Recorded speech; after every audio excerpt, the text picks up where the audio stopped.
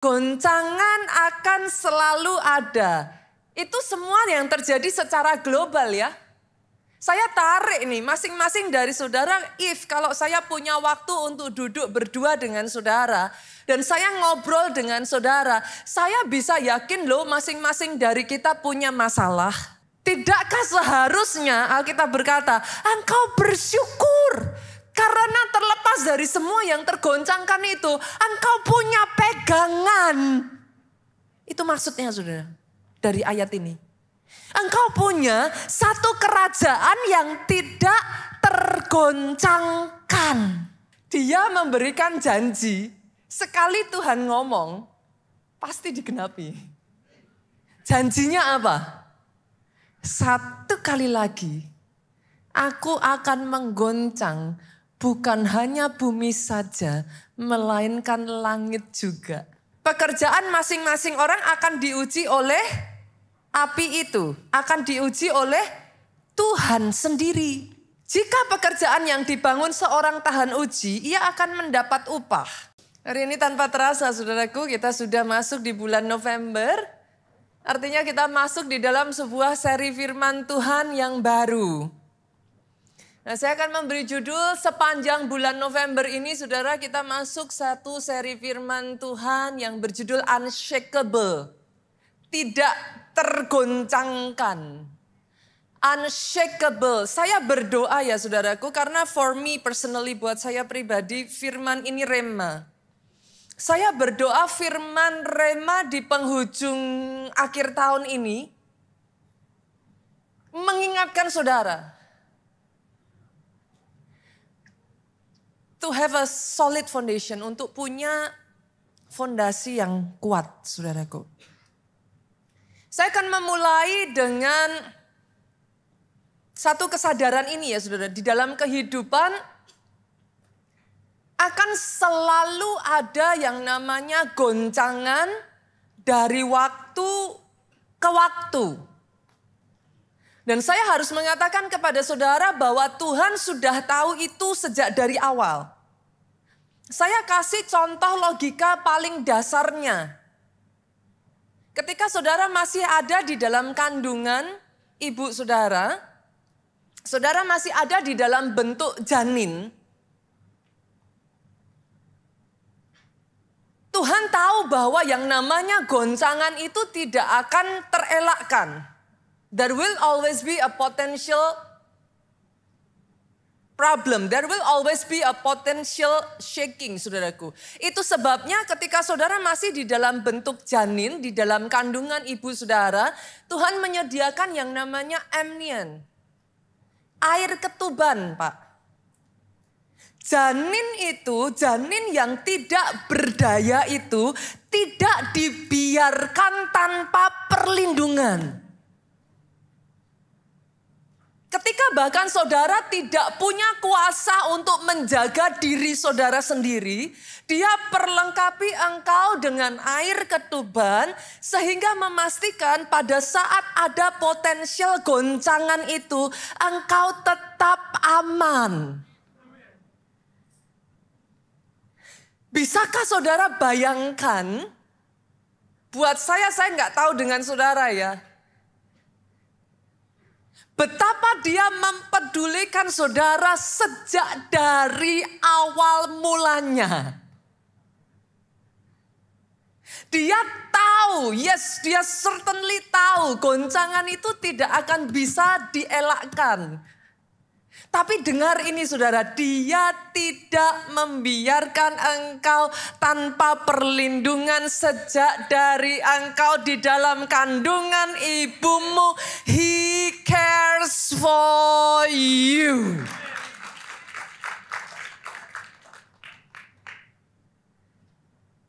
Buat saya satu kebenaran ini ya saudaraku,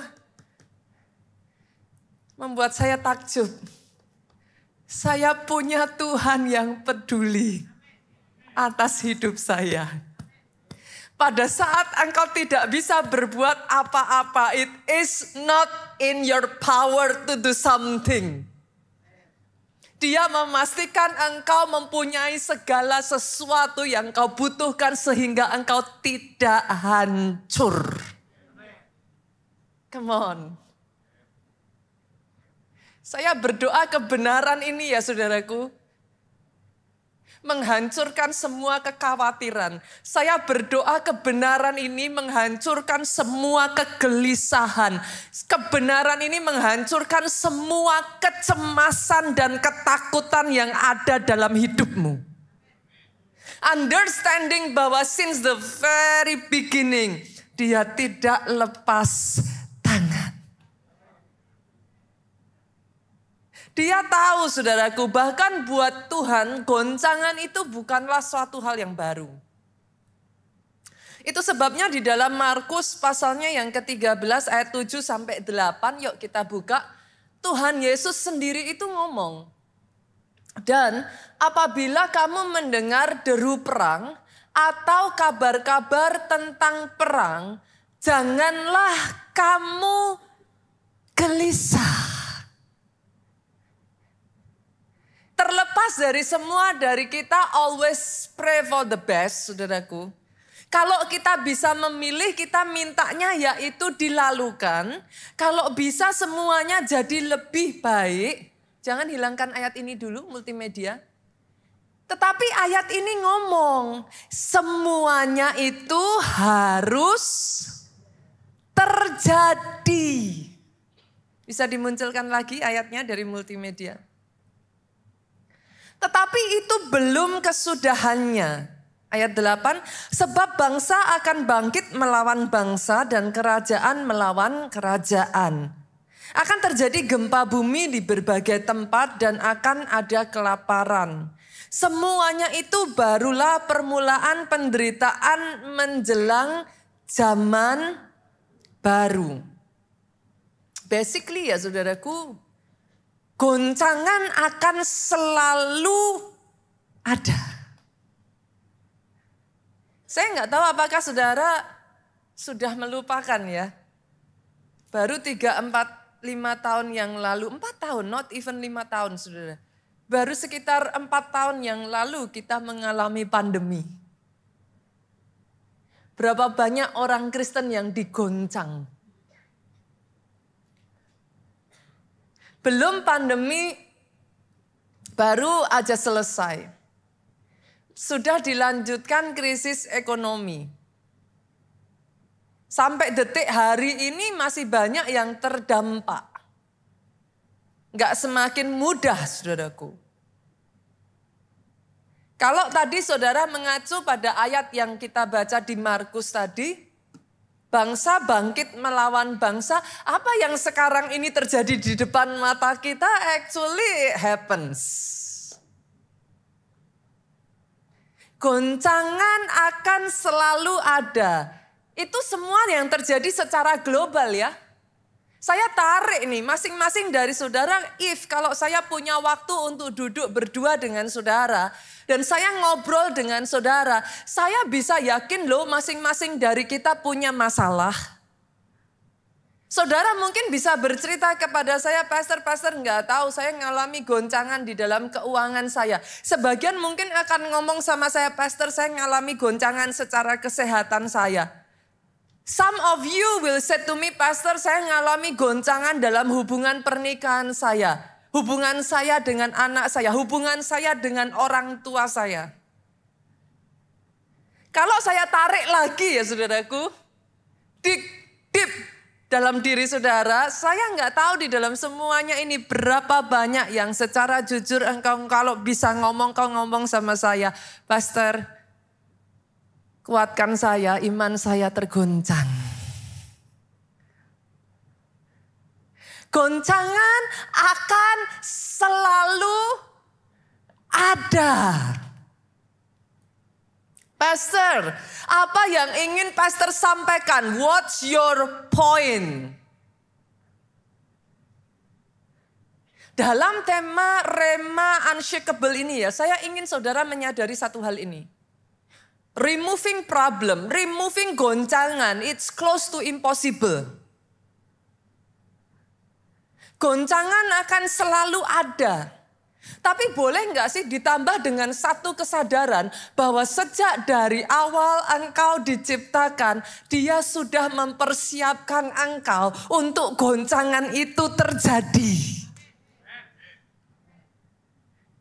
You are not as weak as what you think you are. Engkau diciptakan sebagai orang-orang yang menang, bahkan lebih dari pemenang. Oh, saya boleh dengar tepuk tangan yang paling keras. Aminnya boleh yang paling keras. Itu sebabnya get ready for it. Jangan naif, jangan berpikir apa sih yang bisa terjadi. Yes, it happened. So get ready for it. Dan bolehkah saya tambahkan satu lagi saudaraku, by the way, yang mengalami goncangan bukan hanya saudara sendiri. Come on, senggol kiri kananmu, you are not alone. Sesama biskota dilarang saling mendahului. You are not alone. Saudara tidak sendirian. Yes, engkau butuh kekuatan. Tetapi juga orang di luar sana butuh kekuatan. Itu sebabnya boleh gak saudara, kalau saudara ada di dalam ibadah ini, dan sepanjang 1 bulan ini firman akan berbicara nailing one by one. Akan memukul satu demi satu. Mempersiapkan kita jadi satu perenungan. Menjelang akhir tahun ini kita sudah ready. Boleh enggak? Jangan gunakan untuk dirimu sendiri. Bagikan kepada orang di luar sana yang juga membutuhkan kekuatan sama seperti saudara. Bila perlu kalau saudara mengenal orang-orang yang saat ini sedang digoncang imannya. Orang-orang yang saat ini mereka sedang merasa enggak kuat. Ajak yuk. Biar mereka juga mendengarkan kabar baik. Apa kabar baik dari goncangan, Pastor? Kayaknya enggak ada yang baik dari goncangan. Yes, ada.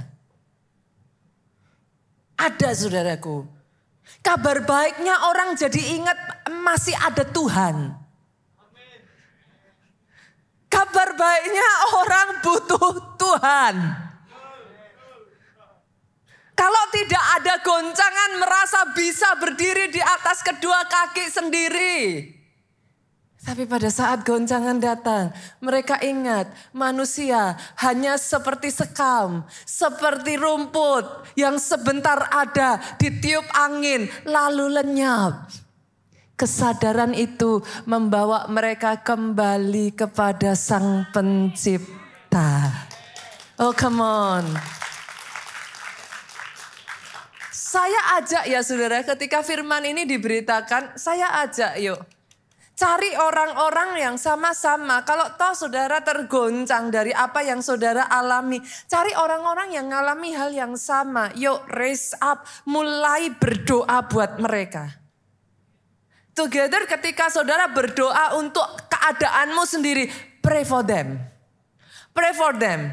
Ajak mereka untuk ikut. Setidaknya kirim link khotbah ini kepada mereka. Sehingga kalau saudara dikuatkan dan saudara bisa bertahan sampai dengan detik hari ini. Sampai kemenangan itu datang. Mereka pun juga dimampukan untuk tidak menyerah dan terus berjuang. Boleh saya dengar amin yang paling keras? Boleh saya dengar saya mau Pastor? Saya mau Pastor. Pastikan saudaraku. Karena ayat yang berikutnya saya ajak saudara buka Ibrani 12 ayat 26 sampai 28. Ayat ini menarik sekali saudara. Saya punya waktu mengulik ayat ini dalam beberapa terjemahan and I'm blessed. Boleh saya bagikan kepada saudara? Hopefully dengan saya mencoba membedah itu nanti dengan beberapa terjemahan. Itu tidak membuat saudara menjadi bingung. Kita lihat Ibrani 12 ayatnya yang ke-26 sampai ayatnya yang ke-28. Waktu itu suaranya menggoncangkan bumi, tetapi sekarang ia memberikan janji. Ini ngeri loh saudara. Ia memberikan janji. Kalau janjinya saudara diberkati, janjinya saudara asik. Dia memberikan janji, sekali Tuhan ngomong, pasti digenapi. Janjinya apa? Satu kali lagi, aku akan menggoncang bukan hanya bumi saja, melainkan langit juga. Saya nggak tahu ya saudaraku, in case saudara adalah jenis orang Kristen yang berpikir gitu kan, mengikut Tuhan nanti akan jadi lebih baik, enak, hidup itu akan semakin ini ya saudaraku. Dan itu membuat saudara lalai, itu membuat saudara ternina bobok dan tertidur. Saya ingin juga mengingatkan kepada saudara, ada satu ayat yang menjanjikan bahwa goncangan itu pasti datang. Dan kalau saya tidak salah mengenal Tuhan saya, apa yang dia janjikan pasti terjadi. Poinnya sekali lagi, saya membawa saudara kembali pada understanding ini, wake up. Bukan mengeliminasi masalah, bukan mengeliminasi goncangan. Karena sudah dijanjikan, langit bumi boleh berlalu, firmanku tinggal. Saudara mau ngelawan apa?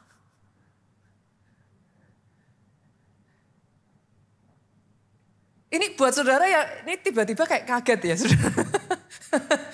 Aduh pastor, kayaknya saya signing jadi orang Kristen tidak berharap yang ini. Itu sebabnya banyak orang Kristen di tengah pandemi kemarin rontok.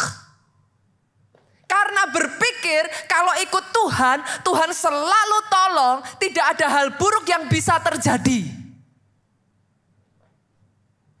Tapi ayat ini tidak berkata demikian. Ayat ini mengatakan, satu kali lagi aku akan menggoncang bukan hanya bumi. Kalau bumi aja digoncang, yang satu ini langit juga akan digoncang. Ini tiba-tiba saudara lihat kiri kanan kayaknya salah nih datang ibadahnya nih. Ini pendetanya salah khotbah. Maafkan saya ya saudara, kalau saya tidak mempersiapkan saudara akan hal seperti ini ya. Saya terus menina bobokkan saudara dengan saudara berpikir menjadi orang Kristen lalu kemudian things apa? Simsalabim abrakadabra terus diubah. No, saudara interested dengan hasil, Tuhan interested dengan proses. Maaf saudaraku. Buat saudara, kata-kata diberkati itu artinya saudara kaya. Buat Tuhan, kekayaan itu punya meaning yang jauh lebih dalam. Tidak semata-mata emas, perak, permata, dan harta, saudaraku. Kaya dalam hal apa? Kan gitu. Jadi nggak apa-apa ya, senggol kiri kanan. Masih mengasihi pendeta yang khotbah di depan enggak, saudara? Aduh, I think I have to share it to you.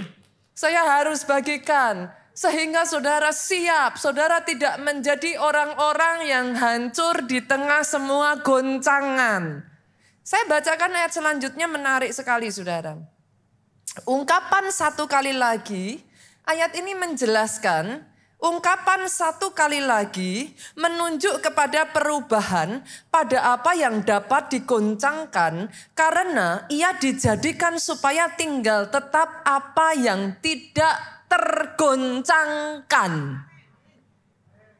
Dari ayat ini kita bisa memahami bahwa goncangan itu ada, perkara di dalam goncangan saudara memilih tergoncang atau tidak, it's your choice.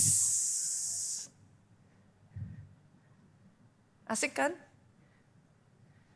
Pastor, apakah bisa di tengah goncangan kita tidak tergoncang?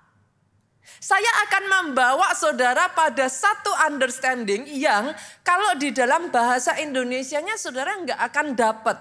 Itu sebabnya saya ajak saudara buka mau versi apapun boleh. Saya kemarin buka versi The King James. Tapi saya akan bacakan dari versi The Message. Dalam versi The Message, ayat yang ke-27 ini mengatakan seperti ini. The fresh one last shaking means a thorough house cleaning. Artinya adalah pembersihan rumah menyeluruh. Getting rid of all the historical and religious junk. Menyingkirkan semua sejarah dan keagamaan, sampah-sampah keagamaan. So that the unshakable essential stand clear and uncluttered. Sehingga esensi utama yang tidak tergoncangkan itu tetap berdiri teguh. Kalau saudara buka di satu ayat sebelumnya dikatakan ini. One last shaking from top to bottom, stem to stern. Satu goncangan terakhir yang akan menggoncangkan dari yang utamanya stem. Stem itu tempat apa? Stem itu kalau saudara batang terus kemudian ada carang-carangnya itu stem. Yang paling esensial intinya stern. Stern itu buritan saudara. Stern itu bagian paling belakang dari kapal. Jadi kalau saya mengumpamakan itu dalam kapasitas keluarga maka yang paling atas sampai bawah. Kalau saya mengumpamakan itu dalam kapasitas perusahaan dari yang paling tinggi sampai yang paling rendah. Kalau saya mengumpamakan itu dalam kapasitas kekuatan dari yang paling solid kuat sampai yang paling lemah. Itu digoncang saudara. Dan ayat 29 lebih menyenangkan lagi. Kenapa dia melakukan itu? Ayat 29 itu ngomong gini. He is actively cleaning house. Jadi Tuhan itu enggak membersihkannya separuh-separuh, tapi he is actively cleaning house. Ternyata yang dibersihin dalam hal ini tuh justru yang di dalam rumah. Halo? Adakah di sini yang ada di dalam rumah?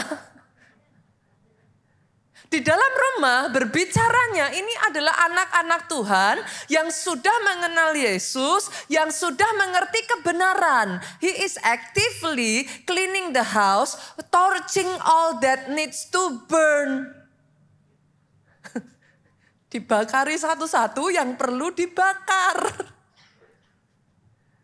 Pastor kok firmannya hari ini gak enak atau pastor? Loh, tapi ini kebenaran. Saya nggak baca ayat, ini firman.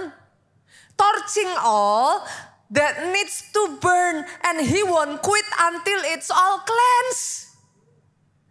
Dia nggak akan berhenti sampai semuanya bersih. Lah gimana? Ayat ini berlanjut. God himself is fire. Ayat ini mengingatkan saya, saudaraku, pada satu ayat yang lain yang mengatakan di dalam 1 Korintus 13. 1 Korintus 13 ayatnya yang ke-12 sampai ayatnya yang ke-15 ngomong gini. Sorry, 1 Korintus 3, saudaraku. 1 Korintus 3 ayatnya yang ke-12 sampai ke-15 ngomong gini. Entahkah orang membangun di atas dasar ini dengan emas, perak, batu permata, kayu, rumput kering, atau jerami. Jadi ini berbicaranya adalah tentang fondasi, balik-baliknya lagi. Sekali kelak pekerjaan masing-masing orang akan nampak. Karena hari Tuhan akan menyatakannya. Ada kemiripan ya saudaraku ya. Ada kemiripan dari yang kita baca tadi ya. Hari Tuhan akan menyatakannya. Sebab ia akan nampak dengan api. Ayat yang baru kita baca tadi ngomong apa? God is fire. Bagaimana pekerjaan masing-masing orang akan diuji oleh api itu. God is fire. Pekerjaan masing-masing orang akan diuji oleh api itu, akan diuji oleh Tuhan sendiri. Jika pekerjaan yang dibangun seorang tahan uji, ia akan mendapat upah. Jika pekerjaannya terbakar, ia akan menderita kerugian. Tetapi ia sendiri akan diselamatkan, tetapi seperti dari dalam api. Jadi saudaraku, apapun dengan apapun saudara itu membangun fondasi saudara, itu up to you. Just knowing bahwa mau saudara bangun itu dari emas harganya mahal, saudara harus nabung bayar harga supaya bisa memperoleh itu semuanya. Nggak segampang orang-orang lain yang mungkin membangun di atas jerami, di atas bata, di atas kayu yang jauh lebih murah saudaraku. Tapi semuanya itu akan diuji dengan api. Masalahnya bukan siapa lebih tinggi, lebih cepat. Kalau saudara hanya memberikan satu faktor penentu seseorang itu diberkati adalah dia menjadi kaya, titik.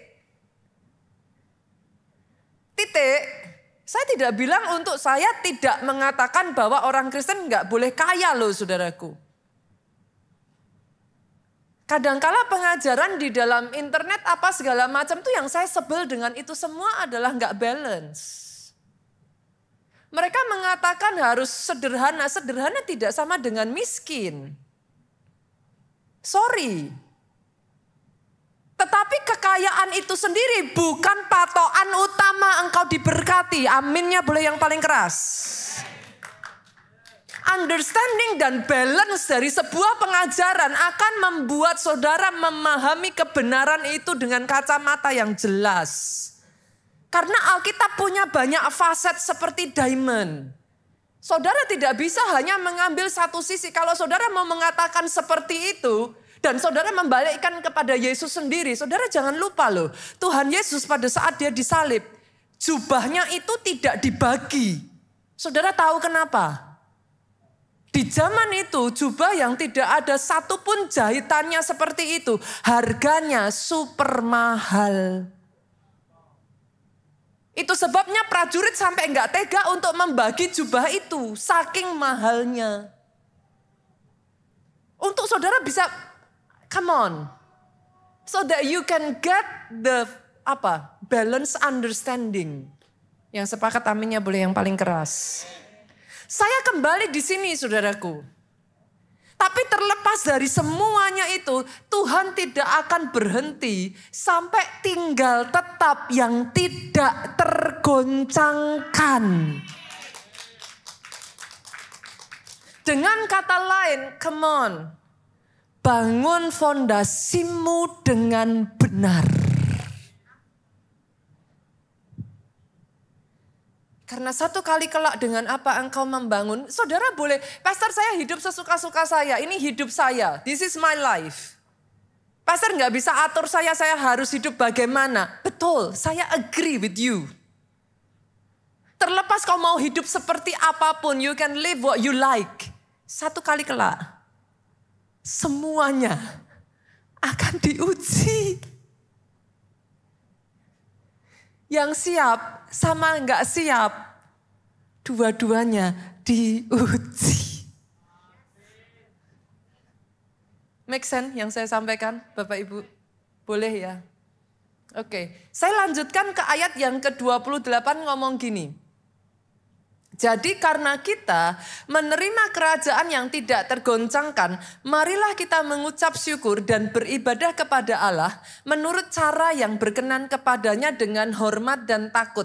Ayat ini saudara kalau buat saya jadi kayak meaningnya kurang bisa tersampaikan. Di dalam bahasa Inggris terjemahan The Message dikatakan gini, do you see what we've got?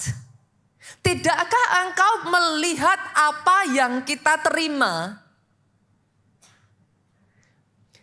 An unshakable kingdom. Saudara menerima kerajaan yang tidak tergoncangkan, itu yang diberikan kepada saudara. An unshakable kingdom. And do you see how thankful we must be? Tidakkah kau melihat seharusnya kita bersyukur? Not only thankful, bukan hanya bersyukur, but brimming with worship. Brimming itu apa? Melimpah, apa? Penuh sampai meluap. Dengan worship, dengan ucapan syukur, dengan penyembahan. Deeply reverent before God. Reverent ini disangkutkan dengan kata awe, saudaraku. Takjub begitu rupa dengan Tuhan. For God is not an indifferent bystander. Kita masuk yang berikutnya tadi ya. He is actively cleaning the house. For God is not indifferent bystander, saudaraku. Dia tidak bisa ditipu, saudara. Dia clear. Jadi terlepas dari dia menggoncang semuanya, langit maupun bumi digoncang, ayat 28 memberikan kepada kita satu pengharapan, dia memberikan satu kerajaan yang tidak tergoncangkan. Tidakkah seharusnya Alkitab berkata, engkau bersyukur karena terlepas dari semua yang tergoncangkan itu, engkau punya pegangan. Itu maksudnya, saudara, dari ayat ini. Engkau punya satu kerajaan yang tidak tergoncangkan.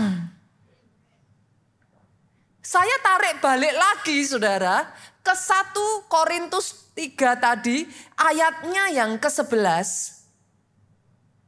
Maka saudara akan melihat kesamaan di situ. Karena tidak ada seorang pun yang dapat meletakkan dasar lain daripada dasar yang telah diletakkan, yaitu Yesus Kristus. Oh, kalau mau tepuk tangan yang paling meriah. Saya pernah mengkhotbahkan satu khotbah yang buat saya itu sangat memberkati saya pribadi, saudaraku. Setiap manusia, kita manusia ini ditentukan menjadi makhluk yang perlu bersandar. Saya kasih bukti. Coba, saudara kan duduk nih. Maju beberapa ke depan, saudaraku. Coba anggap bahwa kursi saudara itu bangku yang gak ada sandarannya. Bisa gak saudara duduk seharian tanpa sandaran itu? Loh, saya buktikan kepada saudara, kita ini manusia, makhluk yang butuh tempat bersandar. Saya kasih bukti lagi ya, coba saudara berdiri, itu sebabnya kalau diajak doa, saudara cari tempatnya biasanya yang ada apanya? Nah, baik saudara duduk, baik saudara lesehan, baik saudara berdiri, cobalah berdiri, gak usah lama-lama, 6 jam. Tanpa bersandar. Apa yang akan terjadi? Capek. Manusia adalah makhluk yang butuh tempat bersandar. Masalahnya, pastikan tempatmu bersandar itu benar. Kalau tempat bersandarnya yang bisa digoncang, Pak, saudara bersandar ikutan jatuh. Itu sebabnya ada ayat yang mengatakan jangan bersandar pada kekayaan, jangan bersandar karena terbatas. Dia akan jatuh. Hari ini saya menawarkan kepada saudara ada satu kerajaan yang tidak tergoncangkan.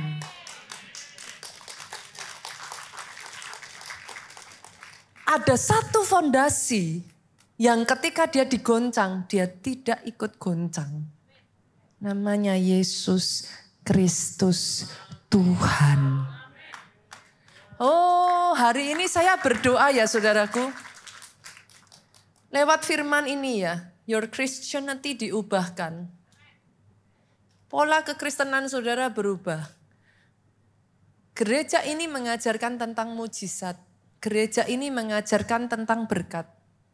Saya berdoa saudara tidak menjadi orang Kristen yang anti berkat. Anti mujizat. Kalau saudara bisa menerima, bayar harga, dan menderita bagi Yesus, apa susahnya menerima, diberkati di dalam Tuhan. Tapi hari ini saya ingin menambahkan kepada saudara, berkat, mujizat, semuanya itu tidak pernah boleh menjadi yang utama di luar Yesusnya sendiri. Aminnya boleh yang paling keras. Saya rasa kebenaran ini harus dimengerti ya. Oke, nggak usah berdebat yang lain-lain, saudaraku. Yang sepakat katakan amin. Yesus harus jadi yang utama. Yesus harus jadi nomor 1. Sekali Yesus, selamanya Yesus. Aminnya sekali lagi boleh yang paling keras. Pastor, kalau seperti itu, apa yang harus saya lakukan? Simple. Kalau saudara tahu bahwa semua di luar, baik di langit, di bumi akan digoncang. Tapi ada satu tempat yang tidak tergoncangkan. Saya tanya saudara, kalau semua tempat gak aman, ada satu tempat yang aman. Saudara pergi kemana? Bagus saudaraku. Logika simple. Kalau saudara sudah tahu, what should I do, Pastor? Kalau kau tahu yang lain akan digoncang, saudara boleh pakai kekuatan saudara. Ada sebagian orang bukannya tidak bisa bertahan. Bisa bertahan. Bisa nggak bertahan di luar Tuhan? Bisa. Berapa lama?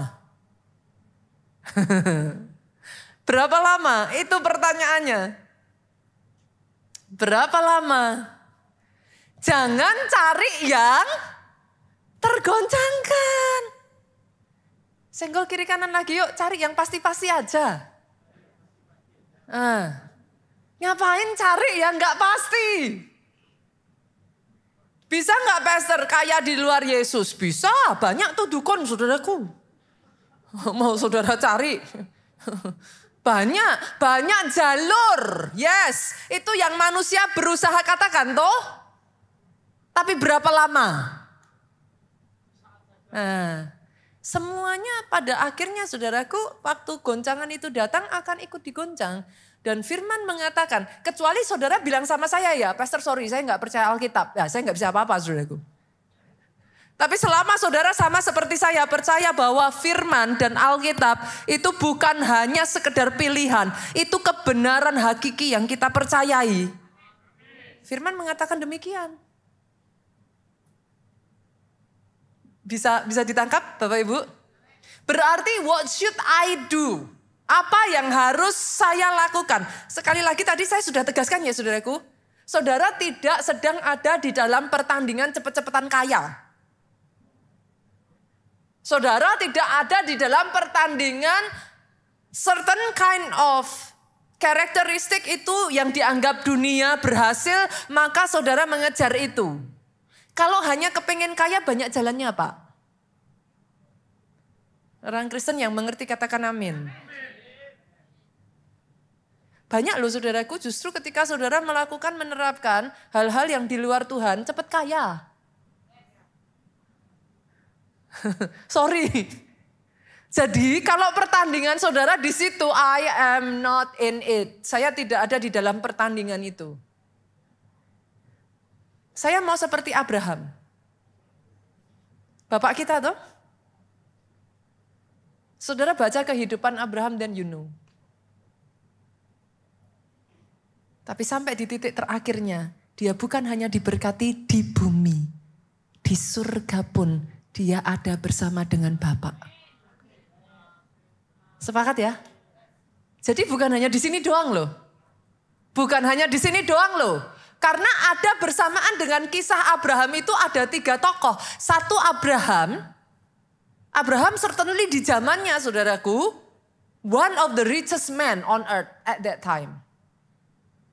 Ada tokoh yang kedua, siapa namanya ya? Lazarus itu siapa ya? Bukan yang pengemis itu siapa namanya? Betul ya?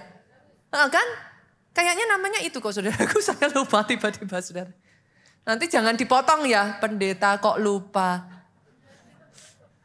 Pendeta juga manusia saudaraku, saya bisa salah ngomong di atas mimbar, saya bisa salah sebut nama. Maafkan saya kalau itu. Ada 3 tokoh di sana. Ada si orang kaya, tapi nggak masuk surga. Ada si pengemis, masuk surga. Tapi di bumi menjadi pengemis. Dari 3 tokoh ini, pilih yang mana? Abraham, si pengemis, atau si orang kaya? Semua pasti bilangnya Abraham. Siapa yang gak mau? Tapi saudara harus bisa memahami.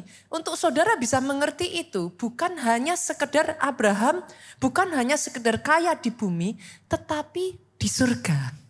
Itu doa saya, saudaraku. Hanya kalau itu yang saudara inginkan, artinya, pastor, apa yang pastor maksud? Dengan kita joining, kita be part of the kingdom.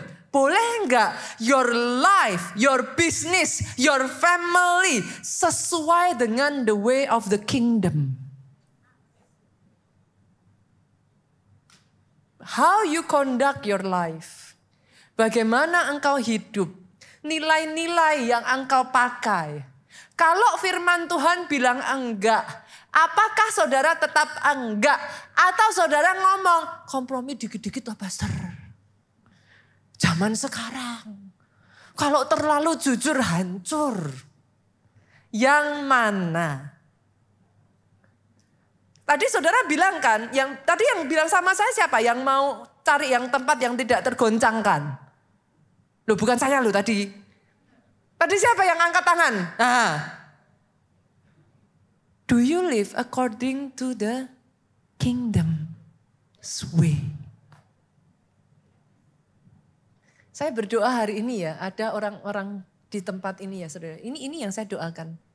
Di penghujung tahun ini ya, hidup kita semakin dimurnikan.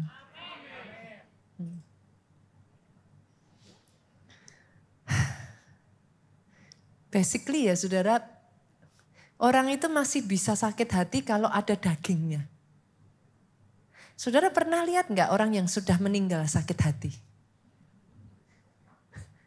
Loh, kok ketawa loh saudara? Yang sakit hati itu daging. Yang bisa tersinggung mundur itu daging. Yang punya motivasi nggak benar itu daging. Pikul salib saudara adalah menyalibkan daging. Pada saat hidupmu semakin dimurnikan, more of him and less of us. Hidup itu sebenarnya lebih bahagia, Bu. Yang bikin kita gak bahagia kan seringkali kan kita sendiri, saudaraku. Tapi kalau kita mau mulai salibkan, manusia kita tahu berapa banyak di sini yang tahu manusia mengecewakan? Sudah tahu kan? Masih kecewa gak? Masih. Kok gak kapok? Saudara gak sendirian, saya pun sama. Sudah tahu. Tapi bisa masih kecewa tuh saudaraku. Tapi satu demi satu ketika saudara menyadari yuk kita luruskan yuk. Satu demi satu semua fondasi-fondasi yang selama ini masih gak kuat gitu saudara, rapuh. Semua fondasi yang saudara tahu, ini fondasiku di dalam keluarga rapuh nih, beresin saudara di akhir tahun ini. Ayo sapu-sapu saudara, kayak tadi tuh. Tuhan sedang menyapu tuh, membersihkan. Through house cleaning, dia sedang mengadakan pembersihan menyeluruh. Coba yuk di akhir tahun ini, mana bagian saudara yang masih lemah? Mana titik di mana kalau itu disentuh, saudara hancur? Coba. Yuk dibangun lagi.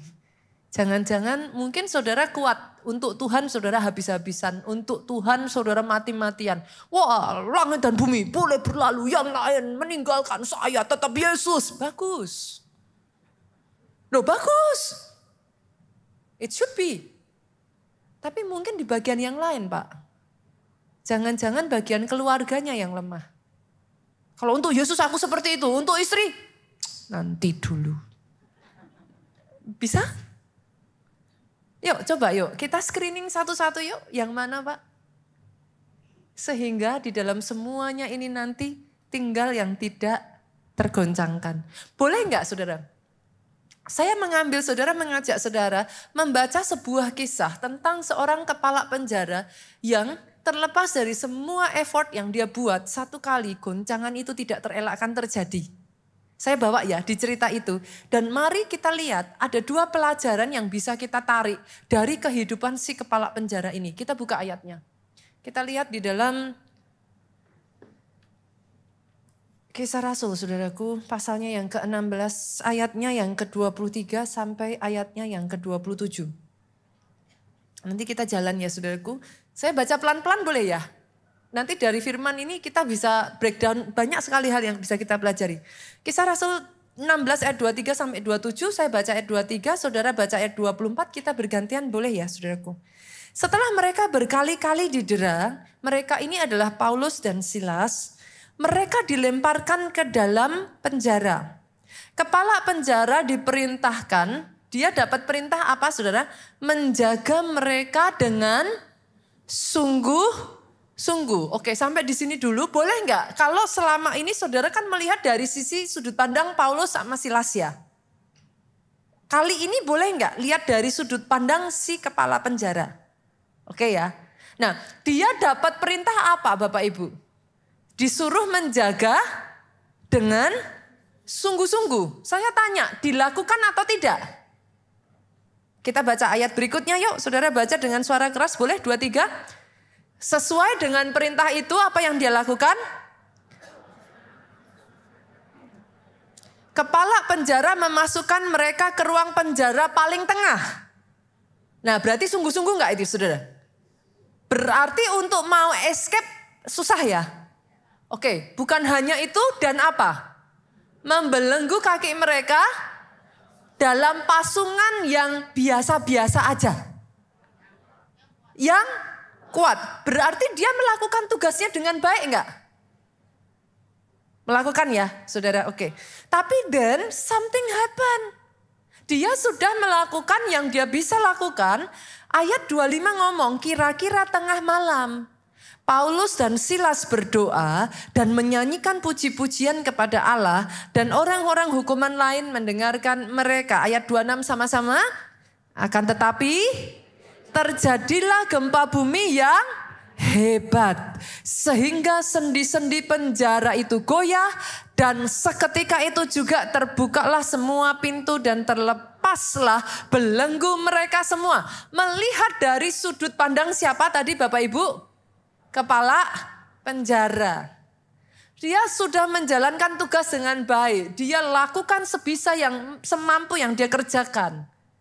Tapi goncangan tetap ada. Ada nggak di sini yang ngalami seperti kepala penjara ini? Saudara sudah plan the best that you can. Saudara tata, saudara tipe orang yang mungkin seperti saya. Saya orangnya perfeksionis saudaraku. Saya tuh bukan orang yang serampangan. Kalau melakukan sesuatu tuh tertata dengan rapi. Tapi saya mendapati di dalam kehidupan, tidak peduli saudara merencanakan, selalu ada aja yang merusak rencana saudara. Adakah di sini yang alami seperti itu? Ada? Kepala penjara ini mengalami hal yang sama. Bahkan karena dia nggak kuat terhadap goncangan itu, lihat saudaraku ayatnya yang ke-27. Ketika kepala penjara itu terjaga dari tidurnya dan melihat pintu penjara terbuka, apa yang akan dia lakukan saudaraku? Ia menghunus pedangnya hendak membunuh diri karena ia menyangka bahwa orang hukuman itu telah melarikan diri. Saudara nggak perlu angkat tangan kalau ada di sini yang semua rencanamu gagal. And you are about to give up. Hari ini firman ini berbicara untuk engkau. Unshakable. Berbicara tentang hanya orang yang bertahan sampai kesudahannya yang bisa masuk ke dalam kerajaan surga. Kalau itu engkau and you are about to give up, hari ini firman ini berbicara untuk engkau. Karena sorry saudaraku, lepas dari semuanya itu ya Tuhan ngomong kayak gini, lebih baik Kalau karena matamu engkau nggak bisa masuk, maka dicungkil aja satu matamu tapi kau bisa masuk. Lebih baik kalau karena tanganmu engkau nggak bisa masuk, maka potong satu tanganmu. Bottom line ya saudaraku, hanya yang bertahan sampai kesudahannya yang akan masuk. Titik. Don't give up. Jangan menyerah. Jangan berhenti. Jangan mundur. Itu message yang saya hidupi dari hari lepas hari. Ada waktunya pengen nyerah enggak pastor? Pasti. Ada waktunya capek enggak pastor? Pasti. Ada waktunya rasanya sudah jenuh, sudah kayak every effort you can do, you already, saudara sudah lakukan tapi kayak enggak ada buahnya. Ada momen-momen di mana saudara harus menelan pil pahit yang rasanya kayak pengen nangis, pengen teriak dan enggak ada orang yang tahu yang saudara rasakan. Tapi jangan menyerah. Jalan lagi, maju lagi. Karena hanya yang bertahan. Saudara enggak diminta untuk berkemenangan terus. Hanya yang bertahan sampai kesudahannya yang akan masuk. Ada waktunya saudara bisa kalah, ada waktunya saudara ini saudaraku. Ada waktunya saudara rasanya sudah ada di titik terendah. Ada waktunya di mana saudara on top of the world. Just don't give up. Jangan ketika kau di bawah engkau hancur dan engkau lupa akan Tuhan. Jangan ketika kau di atas engkau nyaman dan engkau meninggalkan Tuhan. Itu kata Daud. Terlepas dari kepala penjara ini akan menyerah, dia hampir bunuh diri, dia sudah menghunus pedangnya. Dia datang kepada Paulus dan dia bertanya, ayatnya yang ke-30 kita lanjutkan. Ia mengantar mereka keluar sambil berkata, Tuan, Tuan, apakah yang harus aku perbuat supaya aku selamat? Kalau engkau ada di tengah kebingungan, engkau ada di tengah situasi yang tidak memungkinkan, keputusasaan, engkau ada di titik terendah, sama seperti penjaga penjara ini, apa yang harus aku lakukan? Dan ini nasihat dari Paulus, saudaraku. Ayat 31. Jawab Paulus dan Silas, jawab mereka, percayalah kepada Tuhan Yesus Kristus. Dan engkau akan selamat, engkau dan seisi rumahmu. Nomor 1, percayalah kepada Tuhan Yesus Kristus. Jangan tinggalkan iman Kristus kepada Yesus Kristus Tuhan. Apapun yang terjadi. Percayalah kepada Tuhan Yesus Kristus dan engkau akan selamat. 2 Tawarik 20 ayat 20 bagian B saya tambahkan. Percayalah kepada Tuhan Allahmu dan kamu akan tetap teguh. Pegang iman percayamu, saudaraku. Pegang iman percayamu. Iman yang tidak didasarkan apa? Kalau zaman saya tuh ada yang namanya cap cip cup, kembang kuncup, itu loh saudaraku.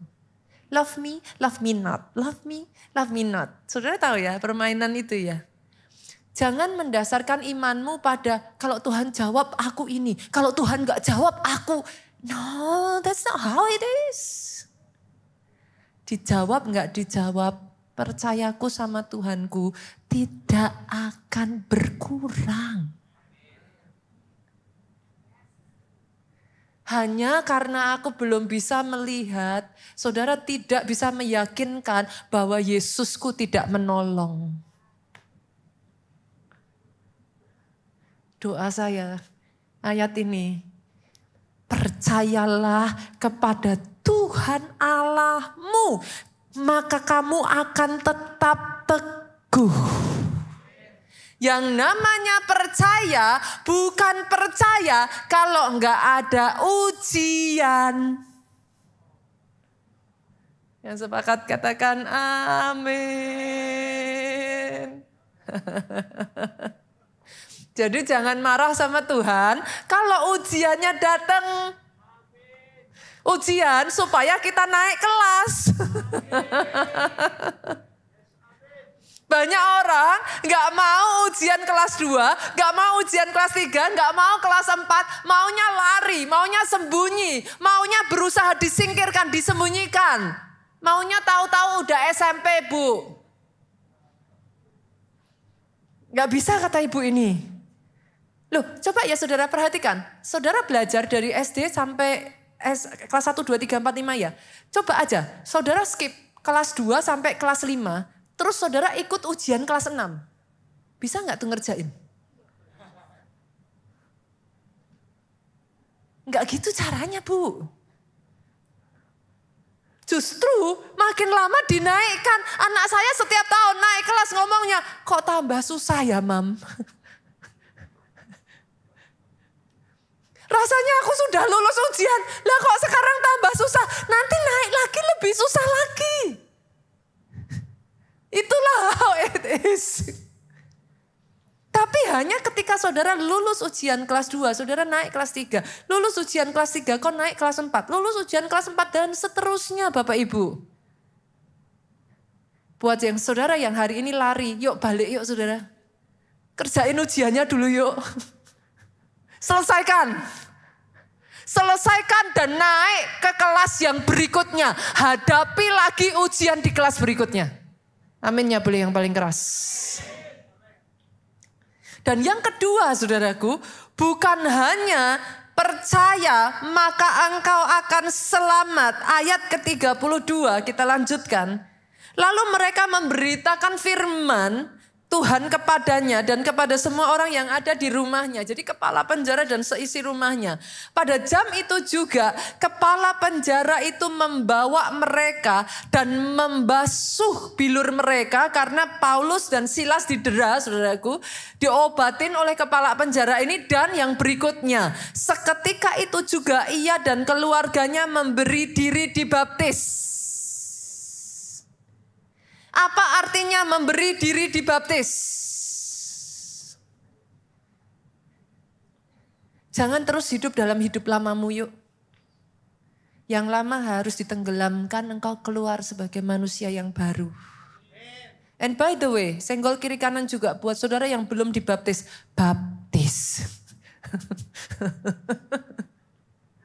Sekalipun ada arti dari baptisan saudaraku, tapi buat saudara yang menunda-nunda dibaptis. Come on, ayo. Baptis. Baptis, jangan ditunda, baptis. Tapi ketika saudara dibaptis, sesungguhnya engkau ditenggelamkan. Ditenggelamkan itu artinya apa saudara? Less of me and more of you. Bukan hanya dia sampai ke pergelangan kaki, sampai ke lutut, sampai ke dada. Tapi sampai seluruh hidupmu ini dipenuhi dengan dia. Dia yang mengendalikan hidupmu. Engkau berjalan seperti yang dia mau. Jalannya bukan jalanmu. Tapi kau mengikuti rancangannya dalam hidupmu. Pastor, ternyata firmannya very basic ya. Boleh gak saya bawa pada firman-firman yang basic begini saudara? Supaya di dalam kehidupan kita ini kita tidak lupa fondasi. Saudara lupa, saudara terus membangun di atas. Kemarin kebetulan kami habis gathering. Perintahnya adalah membangun bangunan yang paling tinggi.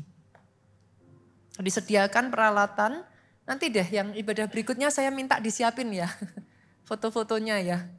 Nanti saya minta tolong, ini enggak ada fotonya belum disiapin. Nah, kelompok saya, saudaraku, kita semua membangun. Kita berusaha dengan apa yang ada itu membangun bangunan yang setinggi mungkin, saudaraku. Tapi saya mendapat pelajaran yang tidak akan saya lupakan. Yang dikatakan adalah membangun bangunan yang setinggi mungkin dan tidak boleh roboh. Kita mengejar bangunannya tinggi, saudara. Dan benar, secara tingginya kita menang. Tapi setelah diuji oleh waktu, ting. Jadi bukan, it's not just a matter of saudara bisa membangun setinggi mungkin. Siapa yang paling sukses? No. Tapi yang mencapai garis finish sampai akhir dan mencapai dengan kuat. Boleh nggak Bapak Ibu, saya ajak untuk menggali lagi yuk fondasi-fondasi yang sempat terlupakan dari kekristenan kita. Yesus selalu nomor 1. Yesus. Tidak sama dengan pelayananmu loh saudara. Pisahkan. Melayani Tuhan tidak sama dengan engkau menjadi asyir saja. Melayani Tuhan ada bagian di mana engkau melayani Dia secara pribadi. Hubungan saat teduhmu, intimmu dengan Tuhanmu. Jangan dilupakan saudaraku.